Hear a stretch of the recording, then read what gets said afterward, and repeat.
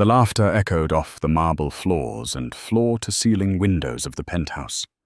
It was a sharp, cruel sound that cut through the pregnant silence following my husband's confession. Standing there framed in the doorway was his mistress Isabella, a smirk playing on her lips as she watched me. My world had just imploded, and she was laughing. I clutched my belly, a silent promise to the life inside me, that this would not be our end. As I packed a single suitcase, her laughter followed me down the hall, the soundtrack to my humiliation. She thought she had won. She thought she had taken everything. What she didn't know was that in my bag, next to a few baby clothes, was a notebook. And in that notebook, I would write our ending. The air in our Manhattan penthouse was always the same, climate-controlled, to a precise 72 degrees, faintly scented, with the Joe Malone diffuser Marcus insisted upon, and silent. It was a wealthy, sterile silence, the kind that swallows sound and secrets whole. From our 80th floor perch, New York City was a glittering, silent film. I used to think it was beautiful. That night it felt like a prison in the sky. My name is Amelia Hayes, or rather, it was Amelia Thorne. For 5 years I had played the role of the perfect wife to Marcus Thorne, the tech prodigy millionaire whose face graced the covers of Forbes and Wired. Our life was a curated masterpiece of charity galas, Hamptons weekends, and strategically photographed vacations that fueled the envy of his 2 million Instagram followers. I was the soft focus accessory to his sharp-edged success, the literature graduate with a quiet smile who had by all accounts won the lottery. But the jackpot was a lie. The signs had been there for months, small cracks in the polished veneer. Late nights he blamed on server crashes. The scent of a perfume that wasn't mine clinging to his suits, the second phone that was for international business only. I had ignored them, burying my anxieties under piles of nursery catalogues and prenatal yoga classes. I was 6 months pregnant with our first child, a daughter we had planned and prayed for. I told myself it was just the stress of his latest acquisition, the pressure of being Marcus Thorne. I was a fool. That evening he came home later than usual. I had prepared his favorite meal, coq au vin, the rich aroma, a stark contrast to the sterile air. He barely touched it. "We need to talk, Amelia," he said, pushing his plate away. His voice, usually so confident and commanding in boardrooms, was flat. My heart began a frantic, painful rhythm against my ribs. "Okay," I whispered, my hand instinctively going to my swollen belly. He didn't meet my eyes. He stared out at the city lights as if they were business metrics on a screen. "I'm not happy," he began, a classic cowardly opening. "We're not connecting anymore. Things have changed." "Things have changed, Marcus. I'm carrying your daughter. We're about to become a family. Of course things have changed. They're supposed to."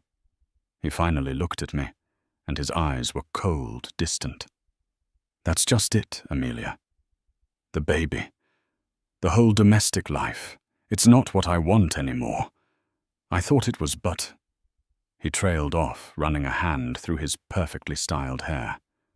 "What you want? What about what I want? What about what we wanted?" My voice trembled. "I've met someone," he said, the words dropping like stones into a deep well. "Her name is Isabella Rossi. She understands my world, my pressures. She's vibrant. She's not your pregnant wife." I finished for him, the words tasting like ash. The silence that followed was heavy, suffocating. I could hear my own blood roaring in my ears. I felt the baby kick a tiny, insistent flutter as if she knew, as if she was telling me to be strong. And then a sound from the hallway, A soft click of a door, followed by the tap, tap, tap of stilettos on the imported Italian marble. Into the dining room stepped a woman who looked like she'd been sculpted from Instagram filters and ambition. She was tall, impossibly slender, with raven hair and lips that were just a little too full to be natural. She wore a red dress that seemed poured onto her body. It was Isabella. She leaned against the doorframe, arms crossed, a look of bored triumph on her face. "I told you to wait in the study, Izzy." Marcus said, his voice a mixture of annoyance and resignation. He wasn't in control anymore. She was. "I got tired of waiting," she said, her voice a low purr. She looked me up and down, her gaze lingering on my belly, with unconcealed disdain. So is the little wifey getting the picture. I felt a surge of nausea that had nothing to do with my pregnancy. I pushed myself up from the table, my chair scraping harshly against the floor.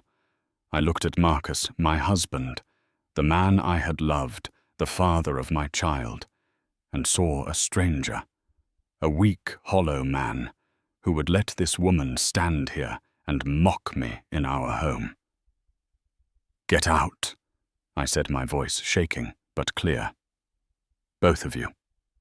Isabella laughed. It wasn't a giggle or a chuckle. It was a sharp, crystalline sound, utterly devoid of warmth or humanity. It was the sound of victory, of contempt of a predator enjoying its kill. That laugh broke something inside me that his confession hadn't.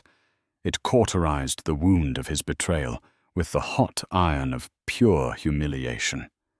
She was laughing at me, at my pain, my swollen body, my shattered dreams. "Oh, honey," Isabella cooed, stepping further into the room. "I'm not the one who's leaving." My eyes locked with Marcus's. He looked away, ashamed but resolute. That was my answer. This was her house now. Something inside me went cold and still. The tears I felt burning behind my eyes retreated. The trembling stopped. There was only a sudden, chilling clarity.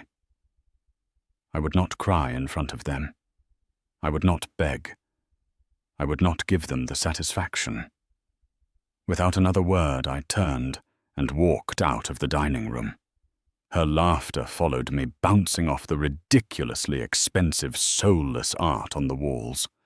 I went into our bedroom, my bedroom, and pulled a small suitcase from the top of the vast walk-in closet. My hands moved with a strange, detached efficiency. I ignored the designer clothes, the jewelry boxes, the symbols of my gilded cage.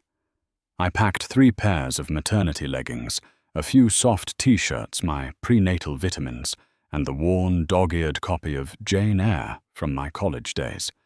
I packed the little grey elephant I had bought for the nursery, and at the very bottom, I placed a new leather-bound notebook and my favorite fountain pen. As I wheeled the small suitcase toward the front door, I passed the study. The door was ajar. I could hear their voices, low and intimate. I paused my hand on the handle of my bag. "So much drama," Isabella was saying, a sigh of faux exasperation in her voice. "Is she gone yet? I want a glass of champagne to celebrate our new beginning." "Soon, Izzy. Just give her a minute," Marcus replied, his voice placating. I pulled the door open. They were standing by the window. Marcus's arms wrapped around Isabella's waist. She was leaning back against him, a triumphant queen, surveying her new kingdom. She turned her head and saw me. The smirk returned. "Finally," she said, raising a perfectly sculpted eyebrow. "Don't let the door hit you on the way out." I said nothing. I held her gaze for a long moment, memorizing the casual cruelty in her eyes, the smug curve of her lips. I let my eyes drift to Marcus, who looked away like the coward he was. I wanted to remember this moment. I needed to. Pain, I knew even then, could be a powerful fuel. I walked out of the penthouse, closing the heavy oak door behind me with a quiet click. I didn't slam it. I didn't scream. In the silent, carpeted hallway, with the sound of her laughter still ringing in my ears, I made a vow to my unborn daughter. "They think they've won," I whispered to my belly. "They think this is the end of our story. But we're going to write a new one. And I promise you, darling, we will write the last chapter." The elevator descended 80 floors in a smooth, silent glide, a journey from one life to another.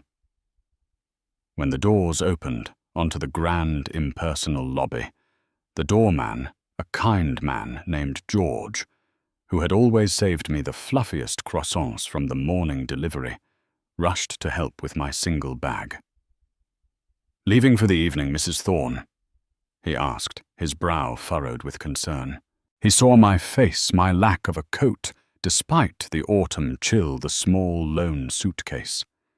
He knew. "For a little while longer than that." "George," I said, managing a weak smile. "And it's Hayes now. Amelia Hayes." He nodded, a flicker of understanding and sympathy in his old eyes. He hailed a cab, held the door for me, and squeezed my arm gently as I got in. "You take care of yourself, Miss Hayes. You and the little one." That small act of kindness was the crack in my dam of composure. As the taxi pulled away from the curb, leaving the glittering tower behind, the tears finally came. They weren't loud histrionic sobs, but a silent, steady stream that tracked paths down my cheeks. I cried for the husband I thought I had, for the family I thought we were building, for the naive girl who believed love was enough to anchor a man like Marcus Thorne. I gave the driver an address in Brooklyn, my sister Chloe's address. Chloe was my opposite in every way. Where I was quiet and accommodating, she was loud and fiercely protective. An artist who made a living selling beautifully chaotic abstract paintings online, she lived in a third-floor walk-up that was the antithesis of my penthouse. It was cluttered, colorful, and smelled of oil paint, roasted garlic, and life. When she opened the door and saw me standing there, suitcase in hand, face blotchy and tear-streaked, she didn't need an explanation. She simply enveloped me in a hug that felt like coming home. "That son of a bitch," she muttered into my hair. "I'm going to kill him. I'll use my palette knives. It'll be artistic." I let out a watery laugh. "Get in line." The first few days were a blur of grief. Chloe set me up in her spare room, which doubled as her studio. I slept on a futon surrounded by canvases of vibrant, angry reds and deep, sorrowful blues that seemed to mirror my own internal landscape. I barely ate. I stared out the window at the bustling Brooklyn street, feeling like a ghost. The world was moving on, laughing, yelling, living, while mine had stopped. The hurricane within me was relentless. Waves of anger would crash over me so intense I felt I couldn't breathe. I wanted to scream, to throw things, to march back to that penthouse and claw that smirk off Isabella's face. Then the anger would recede, leaving behind the vast, empty ocean of grief. I would curl up on the futon, my arms wrapped around my belly, and weep until I was exhausted. Marcus tried to call. The first time his name flashed on my screen, and I felt a jolt of pathetic, misplaced hope. Maybe he'd realized his mistake. Maybe he wanted me back. Chloe snatched the phone from my hand. "What?" she barked into it. There was a pause. "No, she doesn't want to talk to you. What's there to talk about? You made your choice. It's wearing a red dress and has the moral compass of a sewer rat. Oh, I'm sorry. Did I hurt your feelings?" Another pause. Listen to me, you pathetic excuse for a man. Don't you ever call this number again. A lawyer will be in touch. Have a nice life with your blow-up doll." She hung up and blocked his number. Then she blocked Isabella's social media accounts from my phone. "Poison," she said, handing it back. "We're on a detox." It was Chloe who saved me. She didn't coddle me or offer platitudes. She sat with me in the silence. She brought me tea and toast when I couldn't stomach anything else. She dragged me out for walks, forcing me to breathe the crisp air and feel the sun on my face.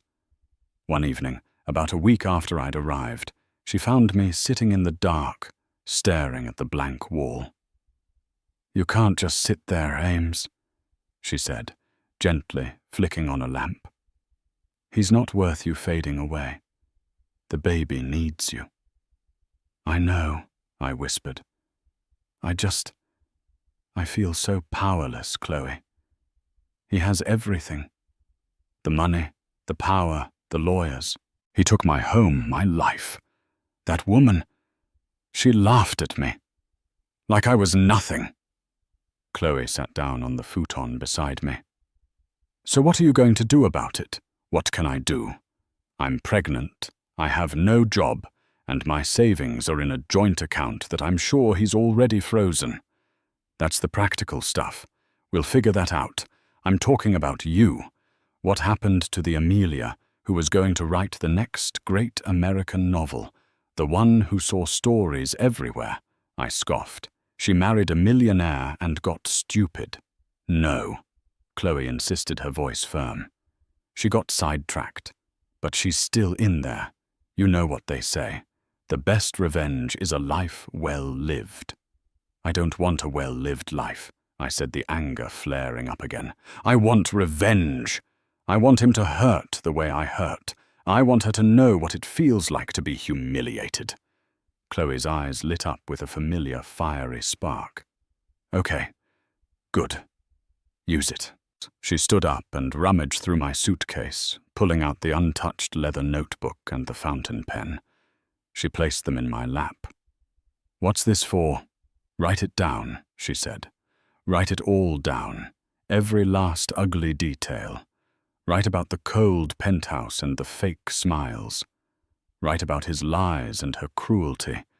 Write about how it felt when she laughed. Don't write it for anyone else. Write it for you. Get the poison out." I stared at the notebook. It seemed like a flimsy shield against the towering fortress of Marcus Thorne's world. But it was something. It was mine. That night, for the first time in a week, I didn't cry myself to sleep. I opened the notebook. The first page was terrifyingly blank. My hand shook as I uncapped the pen. What would I even write? My life was a tragedy, a cliché. The rich husband, the pregnant wife, the younger mistress. But then I remembered Chloe's words.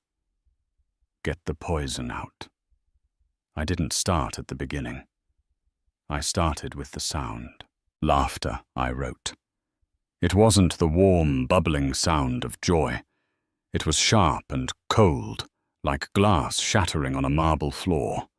It was a weapon, and it was aimed directly at my heart. The words started to flow, hesitantly at first, then with a desperate purging urgency. I wasn't crafting sentences. I was bleeding onto the page. I wrote through the night, the only sound, the scratching of my pen and the distant wail of a city siren. I wrote about the weight of his secrets and the lightness of her morals. I gave them different names, of course. Marcus became Julian Croft, a titan of industry with a soul of ice. Isabella became Sable, a predator in designer heels. And I was Eleanor, the quiet wife who saw everything. I wasn't just writing my story. I was taking control of it. I was taking their ugly, cruel reality and reshaping it into my own narrative. In my world, Julian was not just a cheating husband. He was a tragic figure, a man so terrified of emotional depth that he surrounded himself with shiny, empty things. Sable was not just a victor. She was a desperate, hollow creature, her cruelty a mask for her own terrifying insecurities. As the sun rose, casting long shadows across the paint-splattered floor, I finally put my pen down. My hand was cramping and my eyes were gritty from lack of sleep. But for the first time since leaving that penthouse, I felt a flicker of something other than pain or anger. It felt like power. The days that followed found a new rhythm. My life, once dictated by Marcus's social calendar, now revolved around two things: my growing daughter and the burgeoning world within my notebook. I would wake up, eat the breakfast Chloe left for me, and then sit at her rickety wooden desk, the one stained with a rainbow of old paint, and write. The story poured out of me. It was fiction, but it was forged in the fire of my truth. I fictionalized the names and the specific business Marcus was in, changing his tech empire to a ruthless private equity firm. But the emotions, the settings, the dynamics, they were real. I wrote about the suffocating opulence of the penthouse, which I called the glass spire. I wrote about the performative philanthropy, the backstabbing that passed for friendship among their circle, the casual cruelty veiled in polite smiles at society functions. And at the heart of it all was the relationship between Julian Sable and Eleanor. I delved deep into the psychology of it. I explored how a man like Julian, so powerful in the boardroom, could be so weak in his own home, easily manipulated by a woman who mirrored his own narcissism. I painted a portrait of Sable not just as a villain, but as a tragic product of a culture that values beauty and ambition.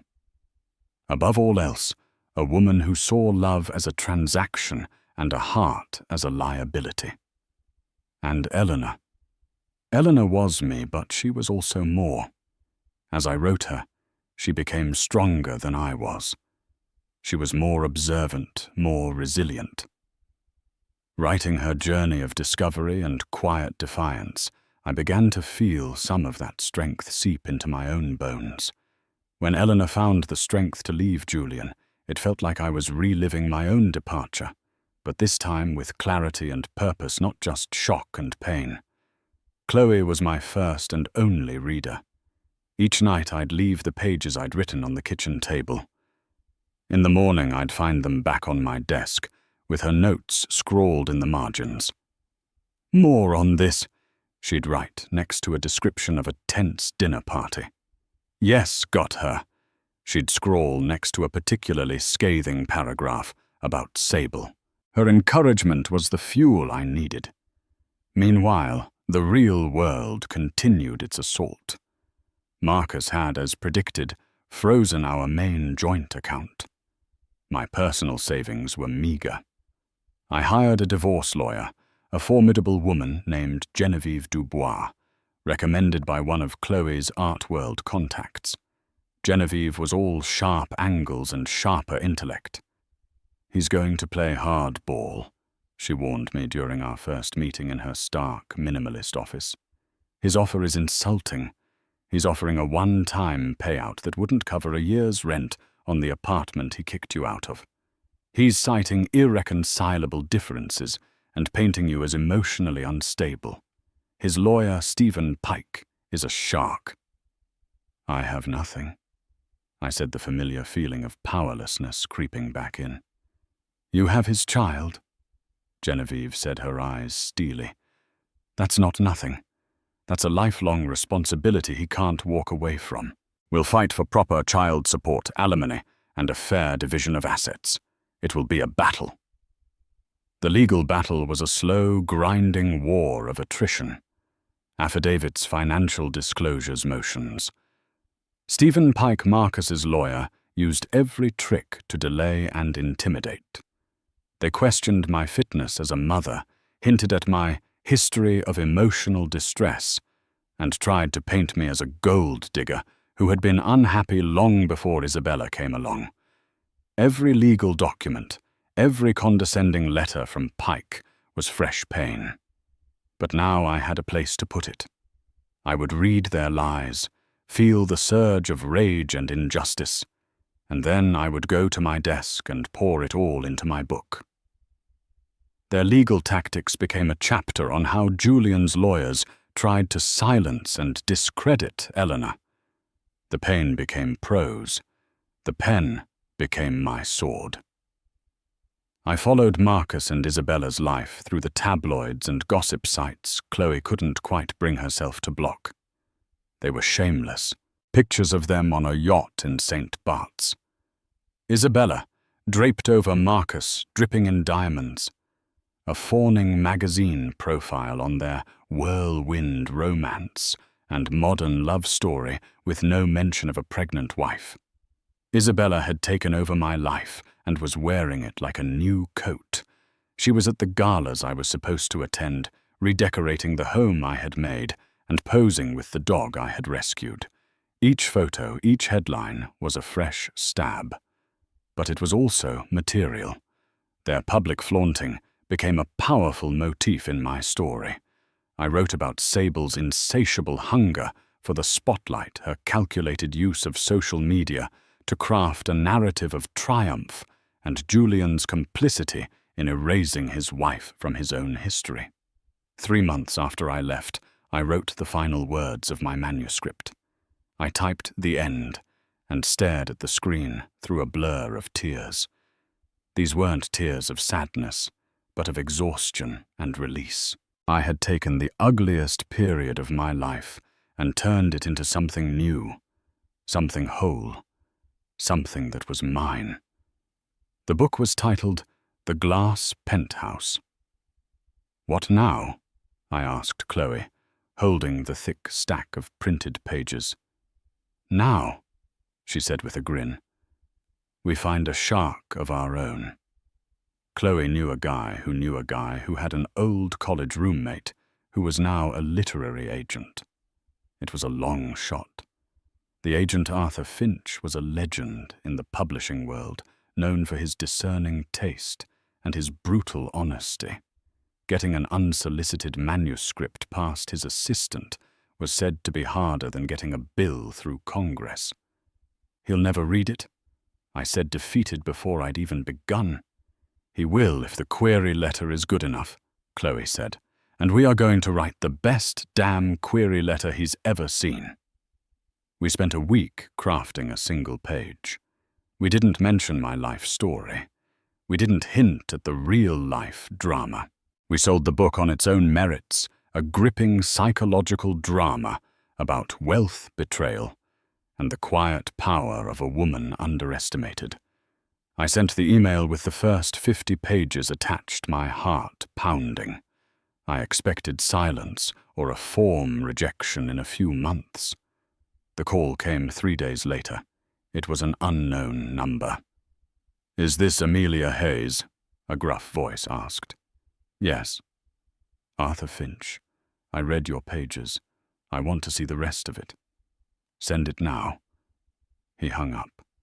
I stared at the phone, then at Chloe. A slow smile spread across her face. "I told you," she said. "I told you the pen was a sword."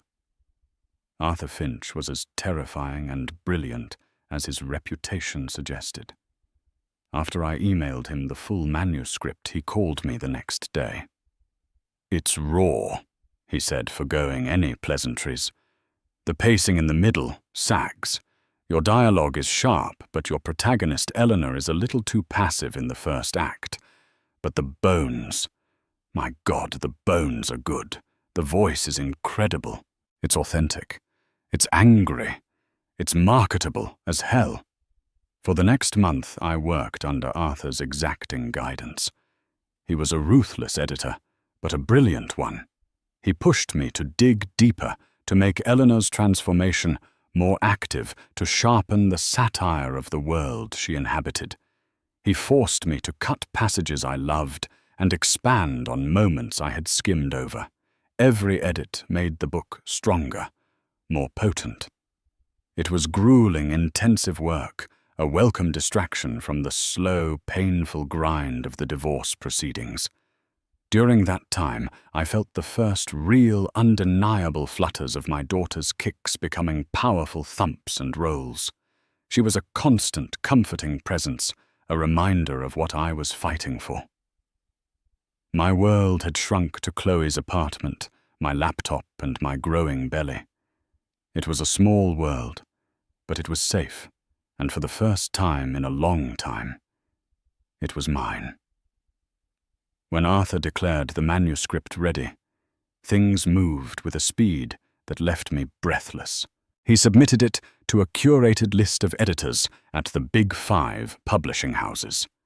Within a week, we had a preemptive offer, an aggressive bid from a major publisher, Riverhead Books, designed to take the book off the table before it could go to a full auction.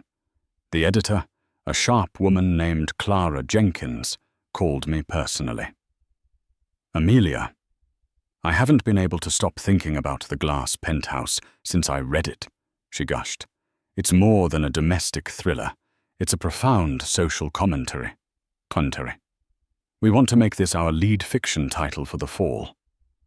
Arthur negotiated a deal that made my head spin. The advance wasn't Marcus Thorne money, but it was more money than I had ever seen in my life. It was enough to secure my future and my daughter's. It was independence earned with my own words. I signed the contract on Chloe's cluttered kitchen table, using the same fountain pen I had used to write the first words in my notebook. When it was done, Chloe popped a bottle of non-alcoholic champagne, and we toasted laughing until we cried. "To Eleanor," Chloe said, raising her glass. "To getting the poison out," I replied, my voice thick with emotion. The first person I called after Chloe was my lawyer, Genevieve. I explained the situation, the book deal, the title. There was a long pause on the other end of the line. "Amelia," she finally said, her voice laced with something that sounded like awe. "You are a genius. This changes everything." "How so?" "Marcus and his shark Pike have been stonewalling us on his full financial disclosure. They're hiding assets, I'm sure of it. They're painting you as this fragile, dependent woman who can't survive without him. A book deal of this magnitude for a book with this particular subject matter. It's a grenade thrown into their strategy." Genevieve's plan was audacious. We wouldn't mention the book's contents directly. Instead, we would use my newfound financial independence as leverage. In our next filing, we formally withdrew my request for spousal support. "We are stating," Genevieve explained, a predatory glee in her tone, "that Miss Hayes has secured her own financial future through her considerable talents and has no need of Mr. Thorne's support. It will drive them insane. They'll want to know how. They'll dig. And when they find out what the book is about, they will panic." She was right. 2 days after our filing, Genevieve received a frantic call from Stephen Pike. The condescending tone was gone, replaced by a strained urgency. A new settlement offer was on the table. It was 5 times the original amount. "We reject it," Genevieve told me coolly. "We wait. Let them sweat." My due date was approaching. The stress of the legal battle and the excitement of the book deal were taking a toll. Chloe was a rock, making sure I was eating, sleeping, and not obsessing over legal documents. One rainy October afternoon, my water broke. Everything that followed was a whirlwind of pain, fear, and overwhelming love. After 18 hours of labor with Chloe holding my hand and whispering encouragement, I gave birth to a beautiful, healthy baby girl. She had a full head of dark hair and my eyes. I named her Lily. Holding her in my arms for the first time, I felt a profound sense of peace. All the anger, the betrayal, the bitterness, it all just melted away in the face of this tiny, perfect human. I looked at her little face, her wrinkled brow, her tiny grasping fingers, and I knew that my life's purpose was right here in my arms. The revenge, the money, the success, it was all secondary. Writing the book had saved me, but Lily had healed me. A few days later, sitting in the hospital bed with Lily sleeping on my chest, Chloe handed me an iPad. "You might want to see this," she said, her voice tight. It was a gossip blog. The headline read, "Tech Titan Marcus Thorne and Socialite Isabella Rossi announce engagement." There was a picture of them beaming Isabella, flashing a diamond ring the size of a small planet. The article mentioned he was happily moving on after a quiet separation from his ex-wife. I looked at the picture of the smiling couple. I looked at the massive diamond. Then I looked down at the sleeping baby in my arms. 6 months ago, that photo would have shattered me. Now I felt nothing but a distant clinical pity. They were celebrating an engagement built on a foundation of lies and cruelty. I was holding my entire world. I handed the iPad back to Chloe. "Good for them," I said, and to my own surprise I meant it. "Let them have their pretty picture. We have work to do." A new strength had settled in me. I was a mother now, and a mother protects her child. The fight wasn't about vengeance anymore. It was about justice. It was about securing the future for the little girl who depended on me for everything. Marcus Thorne and Isabella Rossi had no idea who they were dealing with now. They weren't fighting a heartbroken wife anymore. They were fighting a mother with a book deal and a very, very good lawyer. The publishing machine moved with terrifying efficiency. My editor Clara and the team at Riverhead saw the potential for a blockbuster and put their full weight behind the glass penthouse. An eerie minimalist cover was designed a stylized silhouette of a woman looking out a vast window at a glittering abstract cityscape. My author photo was taken by a high-end photographer, not the soft-focus, smiling wife of a millionaire, but a serious, thoughtful woman, shot in black and white. Amelia Hayes, author. It felt right. 6 months after Lily was born, the glass penthouse was released. The initial reaction was what we'd hoped for. The literary reviews were stellar. The New York Times called it a scalpel-sharp debut and a devastating portrait of the hollowness of modern wealth. The Wall Street Journal praised its insider's view of a world most of us only glimpse in magazines. It was chosen for book clubs, featured in airport bookstores, and climbed the bestseller lists with a steady, relentless momentum. But then something else began to happen. It started on niche book blogs and Reddit threads. Has anyone else noticed the similarities between Julian Croft's firm and Thorne Industries? One user posted, "Wait Sable, the Instagram model who breaks up his marriage. Didn't Marcus Thorne just get engaged to that model Isabella Rossi?" Another commented. It was a slow burn, then an explosion. A journalist for a popular online media outlet, The Daily Beast, wrote a long-form investigative piece titled, "Is the Hottest Novel of the Year a True Story, Unpacking the Parallels Between the Glass Penthouse and the Life of Marcus Thorne?" The article went viral. It laid out the timeline, my quiet disappearance from the social scene, Marcus and Isabella's sudden public debut, the timing of their engagement announcement. It quoted unnamed sources close to the couple, who confirmed details that mirrored events in the book: a disastrous Hamptons party, a corporate betrayal, a cruel dismissal of a long-time employee. My fiction was being held up as a mirror to their reality, and the reflection was ugly. The storm had broken. The Glass Penthouse was no longer just a novel. It was a scandal. It rocketed to #1 on every bestseller list, and stayed there. I was invited on morning talk shows and for major interviews.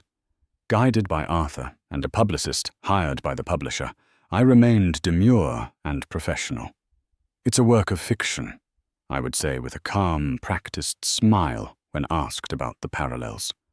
The themes of betrayal and resilience are universal. I drew from the emotional truth of what it feels like to be underestimated as a woman, but the characters and specific events are entirely my own creation.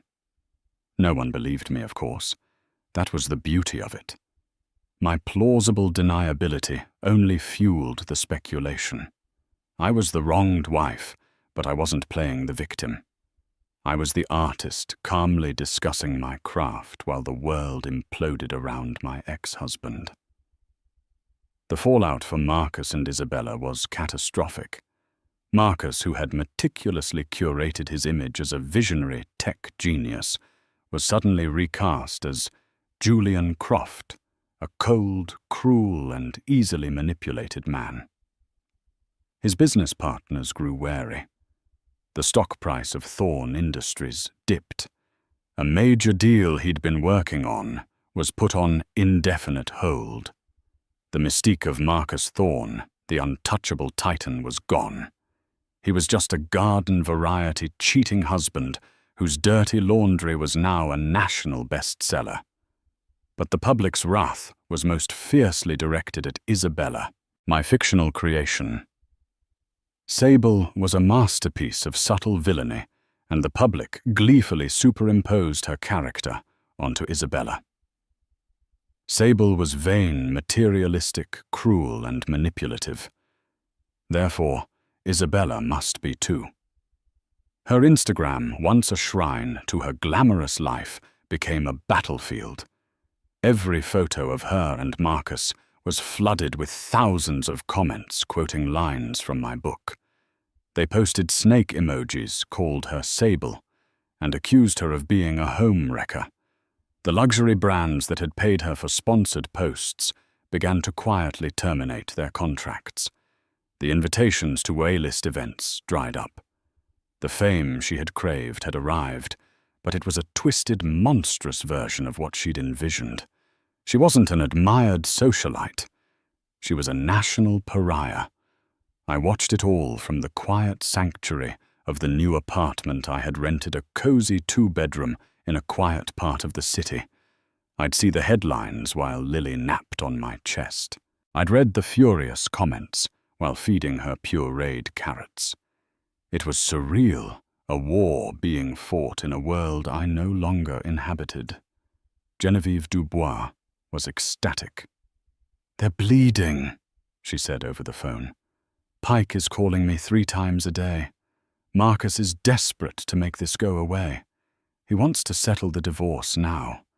He's ready to meet all of our demands and then some. He wants a non-disclosure agreement, thicker than a phone book." "Tell him I'll think about it," I said calmly. The power dynamic had completely inverted. I was no longer the powerless wife begging for scraps. I held all the cards. The book had become a more powerful weapon than any legal filing. It hadn't just attacked his reputation. It had deconstructed his very identity in the public eye. One evening, Chloe was over for dinner helping me bathe Lily. We were laughing as Lily splashed water all over the bathroom. My phone buzzed with an alert from a gossip site. Chloe picked it up. Her eyes went wide. Eiswerster went, "Oh my God, Ames! You have to see this." She showed me the screen. It was a candid photo taken from a distance. Marcus and Isabella were in a heated argument on a public street. Isabella was crying her face a mask of rage and despair. Marcus looked harried, angry, gesturing wildly. The headline read, "Trouble in Paradise, Engaged Couple." Marcus Thorne and Isabella Rossi in public showdown. The gilded cage they had built for themselves was beginning to rust from the inside out. The pressure was getting to them. The fairy tale was turning into a nightmare. And Isabella wasn't laughing anymore. The desperate always make mistakes. A week after the public argument, my doorman buzzed up. "Miss Hayes, there's a Mr. Marcus Thorne in the lobby. He says it's urgent." My blood ran cold. He had never been here. He didn't even know where "here" was until now. He must have had a private investigator find me. "Tell him I'm not seeing anyone," I said, my voice firmer than I felt. "He says he's not leaving until you talk to him." I took a deep breath, looking at Lily sleeping soundly in her crib. This was my home, my safe space. I would not let him intimidate me here. "Fine," I told the doorman. "Send him up, but stay by the elevator." When I opened the door, the man standing in my hallway was a ghost of the Titan I once knew. His expensive suit was rumpled. There were dark circles under his eyes, and his usual confident posture was gone, replaced by a tense, desperate energy. "Amelia," he said, his voice hoarse. "We need to talk." "There's nothing to talk about, Marcus. You should speak to my lawyer." I stood in the doorway, blocking his entry. "Please," he said, and the word was so foreign on his lips that it startled me. "Just 5 minutes. This book, this thing you've done, it's destroying my life." "My book is a work of fiction," I said, repeating the mantra. He let out a bitter, humorless laugh. "Don't play games, Amelia. You know exactly what you've done. You've painted a target on my back. My business is suffering. My life is a circus." "Your life became a circus the moment you brought that woman into our home," I retorted, my own anger flaring. "You made your choices. These are the consequences." "What do you want?" he asked, his voice dropping. "Is it more money? Name your price. I'll give you anything. Just make this stop. Sign an NDA release, a statement, saying it's all a coincidence. Anything." It was the ultimate transactional offer from a man who only understood transactions. He thought he could buy his way out of the truth. He thought he could buy my silence. The old Amelia might have been tempted by the security. The new Amelia felt only contempt. "You don't get it, do you?" I said, my voice quiet, but laced with steel. "This was never about money. This was about you throwing me away like I was nothing. It was about your mistress laughing at me while my world fell apart. You can't put a price on that, Marcus. You can't buy back my dignity. I had to build it myself." He stared at me, truly seeing me for the first time, perhaps ever. He wasn't seeing the quiet, accommodating wife. He was seeing a stranger, a woman who had found her own power, and it terrified him. "So that's it," he said, his voice cracking. "You're just going to let it all burn down." "I didn't light the fire, Marcus. I just wrote about the ashes." From inside the apartment, Lily let out a small cry as she began to wake from her nap. The sound broke the spell. "You need to leave," I said, my voice softening slightly. This man was my daughter's father after all, however pathetic he had become. "Goodbye, Marcus." I closed the door on his shocked face, my heart pounding but my resolve firm. It was over. I had faced him, and I hadn't flinched. But the story had one more twist, and it came not from Marcus, but from Isabella. Driven to the brink by the public shaming and the crumbling of her dream life, Isabella made a final desperate play. 2 days after Marcus's visit, she did the one thing no one expected. She went on the offensive.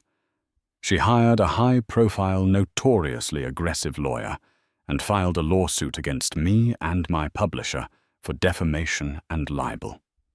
Her claim was that the glass penthouse had maliciously and intentionally ruined her reputation, and that the character of Sable was a direct, false, and damaging caricature of her.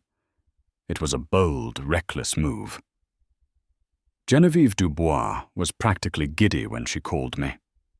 "She's handed us the gun to shoot herself with," she said. "This is the best thing that could have happened." "How?" I asked, panicked. "A lawsuit, a trial. I don't want to go through that." "We won't have to," Genevieve said. "In a defamation case, the burden of proof is on them. They have to prove that what you wrote was false and that it caused her harm. To do that, she has to submit to a deposition. Under oath. She will have to answer questions about her relationship with Marcus, about the timeline, about what happened the night you left." Genevieve paused for dramatic effect. "And more importantly, to prove damages, she will have to open up her entire life, her finances, her communications, everything to discovery. She has no idea the hornet's nest she just kicked." The deposition was scheduled. Isabella, coached by her lawyer, was arrogant and defiant. She portrayed herself as the victim of a jealous, vengeful ex-wife. She denied the book's depiction of her as manipulative or cruel. Genevieve, calm and methodical, led her through the timeline of her relationship with Marcus. "Miss Rossi," Genevieve asked coolly, "when did your romantic relationship with Mr. Thorne begin?" "About a year ago." Isabella lied, trying to create a narrative where the marriage was already over. "So it did not begin while he was still married to and living with my client, Amelia Hayes." "Their marriage was a sham. It was over long before I came along," Isabella insisted. "So you feel your actions were justified?" "I fell in love," she said, trying to sound noble. "He was trapped in a miserable, loveless marriage. I rescued him." Then Genevieve pivoted. "Miss Rossi, you claim the book has caused you financial harm. Can you describe your financial situation prior to meeting Mr. Thorne?" Isabella's lawyer objected, but the judge overruled him. The questions were relevant to proving damages.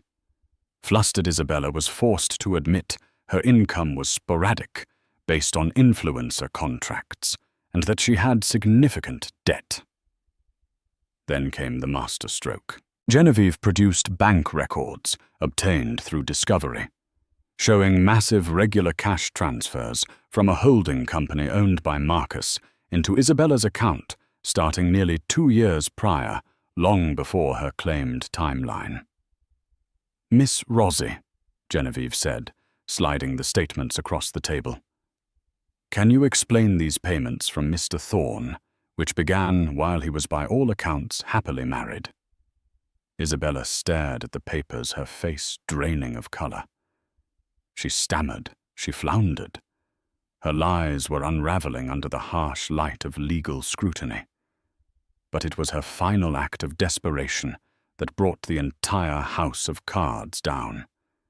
In a heated exchange trying to paint Marcus as a man who controlled everything, she blurted out something she thought would save her. "He was always so paranoid," she exclaimed, her voice shrill. "Worried about audits moving money between shell corps. He even bragged to me about how he funneled funds from the last Thorne Industries acquisition to avoid taxes. He controlled everything. I was just along for the ride." There was a dead silence in the room. Isabella's own lawyer put his head in his hands. She had just under oath, in a desperate attempt to portray herself as a pawn, admitted to witnessing and having knowledge of felony tax evasion and securities fraud. The defamation suit was dropped the next day, but it was too late. The deposition transcript was leaked. Within a week, the SEC and the IRS announced formal investigations into Marcus Thorne and Thorne Industries. Isabella's attempt to ruin me had not only failed, it had utterly destroyed the man she had attached herself to.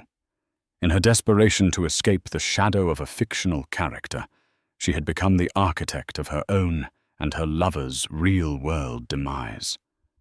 It was a twist, so poetic, so perfectly ironic, that even I couldn't have written it better. The aftermath was swift and brutal. The federal investigation into Marcus Thorne was the kill shot to his already wounded empire. His board of directors forced him to resign as CEO.